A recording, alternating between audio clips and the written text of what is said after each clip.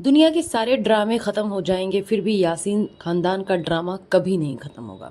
अस्सलाम वालेकुम दोस्तों, वेलकम और welcome back to my channel. आप लोगों से गुजारिश है कि आप लोग चैनल को सब्सक्राइब ज़रूर करें, लाइक करें और अपने व्यूज़ भी कमेंट सेक्शन में ज़रूर दें। इससे मेरी हौसला अफजाई होती है और मुझे वीडियो बनाने में ये मोटिवेट करता है।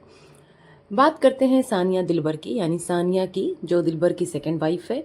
उसकी एज को लेके लोग बहुत कुछ बोल रहे हैं कि एज में बड़ी है वो, छोटी नहीं है, ऐसी है वैसी है, मोटी है। तो जी वो एज में बड़ी नहीं लगती है, मुझे तो नहीं लगती एटलीस्ट कि वो बड़ी है।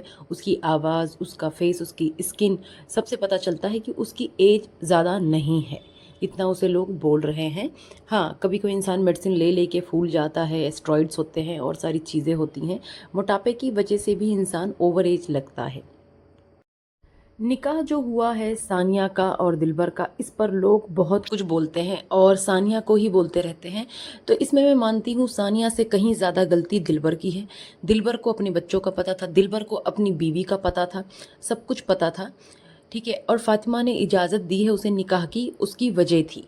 उसकी वजह ये थी कि बार बार दिलबर सुसाइड कर रहा था, सुसाइड अटैम्प्ट कर रहा था वो, ठीक है। धमकियाँ दे रहा था, मर जाऊँगा मैं, सानिया से ही शादी करूँगा। जैसा कि सानिया ने अपनी वीडियो में बताया कि निकाह इजाज़त से हुआ है, तो मैं वही एक्सप्लेन कर रही हूँ कि किस तरह से हुआ है। कोई भी माँ ये नहीं चाहेगी कि उसके बच्चों के सिर से उसके बाप का साया चला जाए। तो इस वजह से मजबूरन फातिमा ने बोला हाँ जाओ कर लो शादी। वैसे भी उसे करना ही था दिलबर को, वो इजाज़त देती नहीं देती उसे करना ही था। बस उसने ये पॉइंट पकड़ के रखा, कल को कोई बात हो तो मैं बोल सकूँ इसकी इजाज़त से हुआ है। एक बात बहुत सही बोली लड़ाई को लेके सानिया ने, कि उसके और दिलबर के बीच लड़ाइयाँ होती हैं, दो दो तीन तीन दिन तक बात भी नहीं होती है, फिर भी वो इस चीज़ को वाईटी पे नहीं लाती है। ये उसकी बहुत समझदारी की बात है। और यही चीज़ अगर यासीन ख़ानदान अपना लेना कि मियाँ बीबी हैं या रिश्ते हैं खून के, सुलह हो ही जाएगी, तो वाईटी पे आके एक दूसरे पर कीचड़ क्यों उछालना, क्यों गंदा करना ना। तो यह वाईटी बहुत साफ़ सुथरा हो जाएगा। लेकिन इन लोगों को तो उन सब चीज़ों से भी डॉलर कमानी होती। ज़रा सी कोई लड़ाई हुई किसी के बीच, आ जाते हैं मुंह उठा के यहाँ पे वाईटी पे। उसके थोड़े दिनों बाद पता चलता है कि इनकी सुलह हो गई है। खैर, दिलबर की तबीयत की बात करें तो दिलबर की तबीयत ख़राब थी। उसने इसका स्लिप भी दिखाया, प्रिस्क्रिप्शन दिखाया है कि उसकी तबीयत ख़राब थी। चलो जी मान लेते हैं उसकी तबीयत ख़राब थी, वाकई होगी। कभी कभी ये गैस से भी हो जाता है, एसिड रिफ्लक्स करने से भी हो जाता है और कोलेस्ट्रॉल की वजह से भी हो जाता है। हम जो उल्टा सीधा खाते हैं, फैटी लिवर, ये सारी चीज़ें होती हैं, इसकी वजह से भी इस तरीके की तबीयत ख़राब होती है। और उसकी पहले से भी तबीयत ख़राब हो रही है। उसका जिम्मेदार सनिया को ठहराया जा रहा है। सनिया मारने पे तुली है अपने दूसरे हस्बैंड की तरह, जो उसका पहला हस्बैंड था आसिम, उसकी तरह सनिया मार देगी, ऐसा कर देगी, वैसा कर देगी, पता नहीं कौन सी दवाएं दे रही है। तो क्या फिजूल की बातें कर रहे हो? वो अपने शौहर को क्यों मारेगी? पहली बात, जिसके लिए उसने इतनी बुराइयां ले ली हैं, उसे क्यों मारेगी वो? तो इस तरीके की तोहमतें लगाना बंद करें बेवजह। उसकी जितनी गलती है इस शादी में, उससे कहीं ज़्यादा गलती दिलबर की है। और ये यासीन खानदान का एक ड्रामा भी बन चुका है कि किसी का अगर जेन्युइन भी होता है ना, कोई सच में ख़राब तबीयत किसी की हो, कोई सच में मर रहा हो ना, तो अब लोगों को ड्रामा ही लगेगा। आए दिन कोई ना कोई सुसाइड अटैम्प्ट करता है, लेकिन मरता कोई नहीं है, क्योंकि इन्हें पता है इन्हें कितनी डोज किस चीज़ की लेनी है, कितना हाथ काटना है, कितनी गोलियां खानी है, इन्हें सब पता है। कभी नैना सुसाइड अटैम्प्ट करेगी, कभी दिलबर करता है, कभी सितारा करती है। तो इनका ये चलता रहता है, इनका मिर्च मसाला ये चलता ही रहता है। अब बात करते हैं रुबीना मैडम की। ये भी आ जाती हैं सनिया पर बात करने। जब आप कॉल पर बात कर सकती थी, दूसरों से बात कर सकती थी, तो आपको वाईटी पे ये सब बात लाने की क्या ज़रूरत? सिर्फ व्यूज़ के लिए? वहाँ व्यूज़ कम आ रहे हैं आपके अपने हस्बैंड के साथ, तो आपने ये बात शुरू कर दी। आपको इतनी ही फिक्र थी अपने बेटे की और डांटना था सनिया को, आप डांटती, जी भर के डांटती। वाईटी पे ये बात लाके क्या फ़ायदा? आप उधर से वीडियो बना रही हो, इधर से सनिया जवाब दे रही है, दिलबर जवाब दे रहा है, फिर कुछ उल्टा सीधा बोल देगा, फिर होगा इसने उल्टा बोल दिया। आपको अगर इतनी परवाह थी अपने बच्चों की, चाहे नैना हो, चाहे दिलबर हो, चाहे अकबर हो, किसी की भी तबीयत खराब थी, चाहे बाबर हो, तो आपको जो है नहीं जाना चाहिए था वहाँ पे। आपकी जो जवानी का वक्त था वो निकल गया बच्चों के साथ। जब वक्त आया आपका आराम करने का या जो है केयर करने का कुछ भी, तो आप जाके वहाँ पे शौहर के साथ बैठी हैं। चलो बहुत अच्छी बात है, अपने घर में हैं, शौहर के साथ हैं, लेकिन फिर आप इतना ओवर कंसर्न मत दिखाओ। उसकी बीवी है सनिया, वो हॉस्पिटल लेके गई, उसने दिखाया, उससे जो बनता रहा उसने किया। उसकी खुद की भी तबीयत ख़राब थी। हो जाता है कभी कभी, इंसान इतना बौखलाया हुआ होता है कि वो कॉल नहीं आंसर कर पाता है, उसे नहीं समझ में आता है कि वो पहले कॉल पे बातें करे या जाके अपने इस बीमार आदमी को देखे। और उसने बोला नैना को भी ये सब पता है। सब कुछ जब पता था और सब कुछ दिलबर की मर्ज़ी से हुआ तो सानिया पे ही क्यों तनकीद करना, ये गलत बात है। ताली एक हाथ से नहीं बजती है। जितना कसूर सनिया का है उससे ज़्यादा कसूर दिलबर का है हर चीज़ में, लेकिन हर बात में सनिया को ही बोला जाता है। यहाँ कोई दूध का धुला नहीं है, ना फातिमा, ना दिलबर, ना ही सनिया। फातिमा ने तलाक मांगी है अब दिलबर से। ये बात जो है उसने क्लियर कर दी कि हाँ उसने तलाक मांगी। इन सब चीज़ों से तंग आके ये सोच रही है कि चलो जी तलाक लेके मैं अलग रहती हूँ, ये लोग सुकून से रहें। यही बातें सनिया करती है। तो इन लोगों का ये नाटक ख़त्म नहीं होना है। अब इनका ये ट्रायंगल चलता ही रहेगा। जैसे सितारा का चल रहा है ना, वैसे ही इनका चलेगा। चाहे ये उसमें कुछ सच्चाई हो, कुछ झूठ हो, लेकिन ये चलेगा ही। और सनिया एक बात बार बार बोल रही है, गौर करने वाली बात है कि शादी से पहले मेरी तबीयत सही रहती थी, शादी के बाद ही तबीयत ख़राब हुई, शादी के बाद ही तबीयत ख़राब हुई। तो इसका मुझे कुछ समझ में नहीं आया कि भाई इसने उस पर किसी ने जादू टोना कर दिया है, क्या कर दिया, दुआ तवीज़ करा दिया है कि उसकी तबीयत शादी के बाद ही ख़राब हो रही, उससे पहले तो वो अच्छी थी। हालांकि लोग उस पर उल्टा इल्ज़ाम लगा रहे हैं कि वो दिलबर को दवाएं दे रही है। ये यासीन ख़ानदान में सबको दिमागी बीमारी है। कभी नैना सामान तोड़ती है, कभी सितारा अपने आईब्रोज और बाल उड़ा देती है, दिलबर सुसाइड कर रहा होता है। ये सब इनका बिल्कुल इनकी डेली लाइफ में ना आम बात हो चुकी है। खैर नैना का तो समझ में आता है। नैना इस वक्त बहुत फ्रस्ट्रेटेड है। एक तो जो है आफ्टर डिलीवरी यानी पोस्टमार्टम जो होता है, एनजाइटीज़ भी होती हैं, डिप्रेशन हो जाता है इंसान को। लेकिन ये शाहरुख इतना बेगैरत इंसान है, इसको कुछ भी नहीं समझ में आता है। ये बिहेव करता है बच्चों की तरह, और इसने खुद का बच्चा पैदा कर लिया। तो जब तुम्हारी औकात नहीं है बच्चा पालने की, अपने दम पे तुम्हारे अंदर रिस्पॉन्सिबिलिटी नहीं है, तो क्या ज़रूरत है करने की। नैना बेचारी अकेले सब कुछ करती है। मुझे तो उस पर सच में इतना तरस आता है। मैं खुद को रखती हूँ उसके साथ तो समझ में आता है कितना काम करती है। बाहर का इतना काम करती है, बच्चे की केयर करती है, घर की साफ़ सफाई भी करती है, वो सब कुछ करती है। उसके चेहरे से थकान नज़र आती है। और ये बंदा 1 रुपया कमा के नहीं देता। चलो वो बाहर कमा रही है तो कम से कम ये घर संभाल ले। किसी चीज़ का तो शऊर होना चाहिए। बच्चा संभाल ले, घर संभाल ले, इतना करे तब भी समझ में आता है कि चलो एटलीस्ट इतना तो कर रहा है ना, सपोर्ट तो कर रहा है। खैर अब बात करते हैं हम सितारा मैडम की। इनके तो प्रैंक्स ही ख़त्म नहीं हो रहे भाई, इनके तो प्रैंक्स ख़त्म होने को ही नहीं है। इसने अपनी अच्छी खासी ब्लॉगिंग को ना, जो डेली लाइफ में चलती थी सौतन के नाम की, उसको बर्बाद कर लिया है और प्रैंक चैनल बना दिया है। और इससे एक चीज़ साबित होती है कि ये कितनी बड़ी प्रैंकस्टर है। दूसरी चीज़, ये बहुत बड़ी मेकअप आर्टिस्ट है। ये इसने जिस तरीके से उस विग के हेयर कटिंग करके सारी चीज़ें फिक्स की और नाटक किया, उससे साफ समझ में आता है जो सलमा के केस में हुआ था, आईब्रोज उड़ा के और हेयर कटिंग करके आई थी, वो भी फेक था।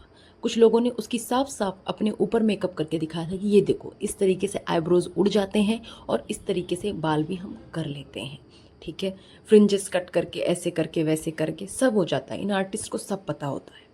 तो वो भी एक ड्रामा था। सिर्फ अपने ऊपर जो सारे इल्ज़ाम लगे थे, इल्ज़ाम क्या, वो सारी बातें सच थी।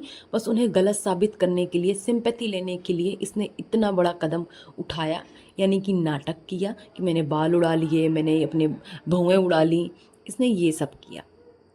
खैर ये मैडम जाती हैं वहाँ पे अपने प्लॉट्स देखने, मतलब जिनका प्लॉट है उस पर घर बनना है, कहीं स्विमिंग पूल बनना है, लिफ्ट भी लगवाएंगी, सब कुछ इनकी चर्चाएं चल रही थी।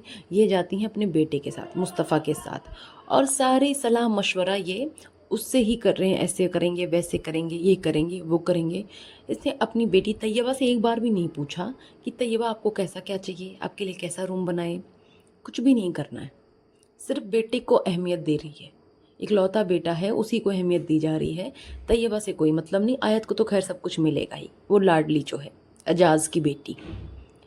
अब सितारा की शॉपिंग पे कुछ लोग बात कर रहे हैं, तो देखो जी, सितारा के खुद के पैसे हैं, वो शॉपिंग पे लगाए, चाहे कहीं भी लगाए, हमें कोई तकलीफ़ नहीं होनी चाहिए। वो 1000 सूट खरीदे, हमें कोई प्रॉब्लम नहीं होनी चाहिए।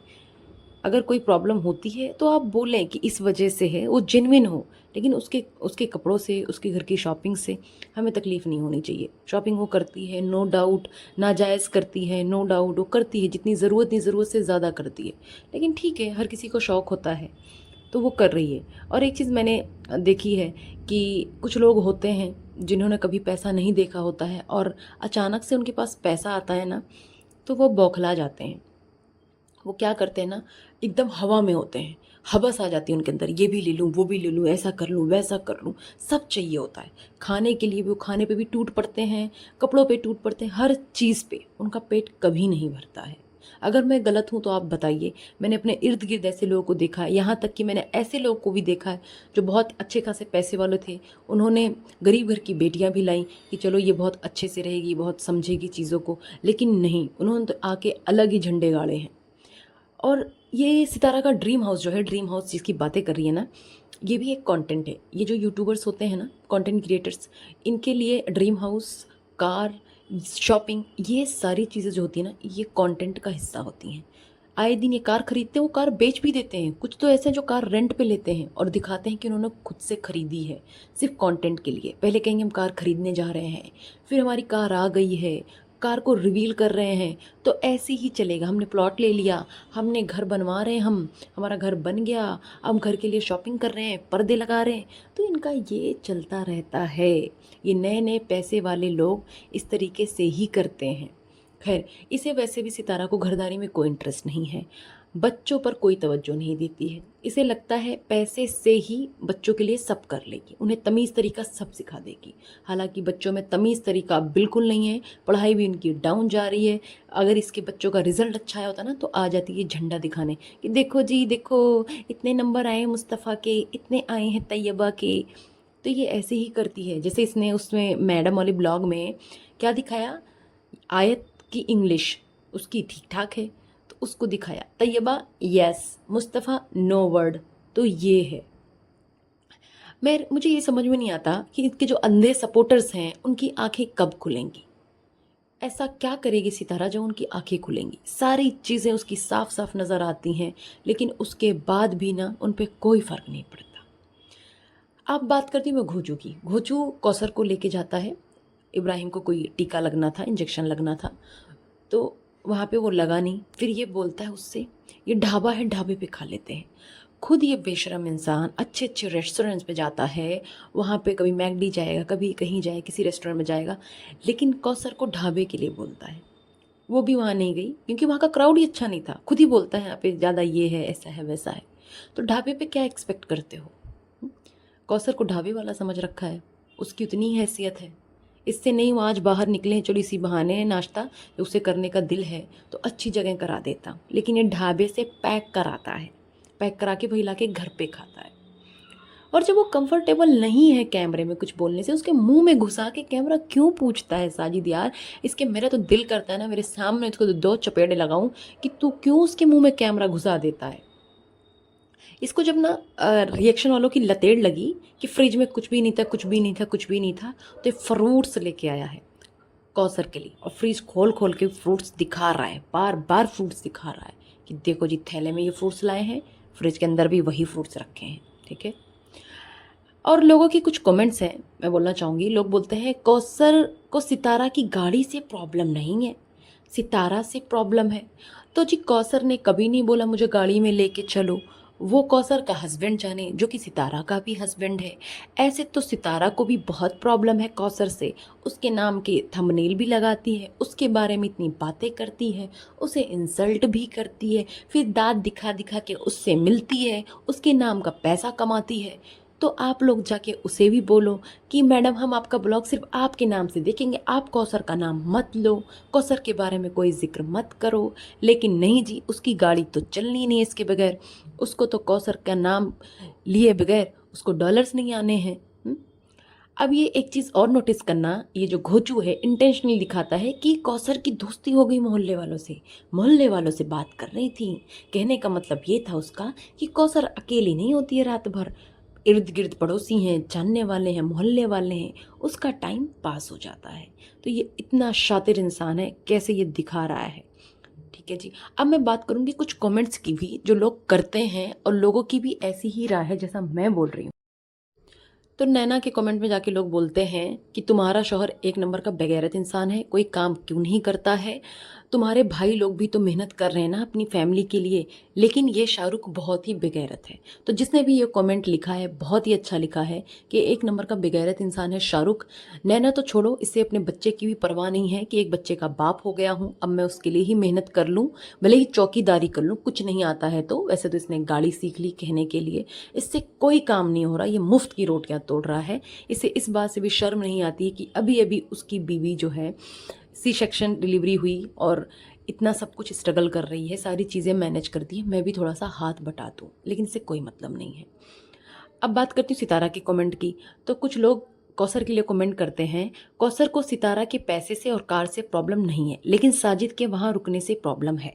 तो ये मैं उनको जवाब देना चाहती हूँ, सितारा को भी कौसर के नाम से पैसा खाने में प्रॉब्लम नहीं है, उसका थंबनेल यूज़ करने में नहीं है, कंटेंट बनाने में नहीं है, लेकिन कौसर से प्रॉब्लम है। कौसर को बेइज्जत करना है, सब कुछ करना है। तो ये जाके आप लोग एक बार सितारा को भी बोलें। आज के वीडियो में इतना ही। उम्मीद करती हूँ आप लोगों को वीडियो अच्छी लगी होगी। वीडियो अच्छी लगी तो प्लीज़ चैनल को लाइक शेयर सब्सक्राइब करें। तब तक के लिए अपना ख्याल रखते हैं, मिलते हैं नेक्स्ट वीडियो में।